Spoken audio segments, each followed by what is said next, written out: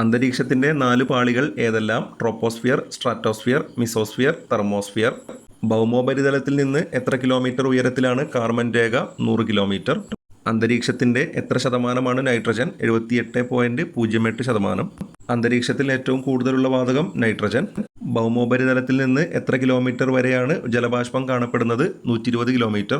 അന്തരീക്ഷത്തിൽ 3-ാം സ്ഥാനത്തുള്ള ആർഗൺ എത്ര ശതമാനമാണ്? 0.93%. അന്തരീക്ഷത്തിൽ 2-ാം സ്ഥാനത്തുള്ള ഓക്സിജൻ എത്ര ശതമാനമാണ്? 20.95%. അന്തരീക്ഷത്തിൻ്റെ എത്ര ശതമാനമാണ് കാർബൺ ഡൈ ഓക്സൈഡ്? 0.038%. അന്തരീക്ഷത്തിൽ 4-ാം സ്ഥാനം. 100 കിലോമീറ്ററിൽ കൂടുതൽ ഉയരമുള്ള അന്തരീക്ഷ പാളി ഏത് പേരിൽ അറിയപ്പെടുന്നു? ഹെറ്ററോസ്ഫിയർ. അന്തരീക്ഷത്തിലെ ആർദ്രത അളക്കുന്ന ഉപകരണം ഹൈഗ്രോമീറ്റർ.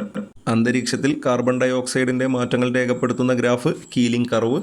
ഏകദേശം എത്ര കിലോമീറ്റർ വരെ വ്യാപിച്ചു കിടക്കുന്ന അന്തരീക്ഷ പാളിയാണ് ഹോമോസ്ഫിയർ? 100 കിലോമീറ്റർ. ഭൗമോപരി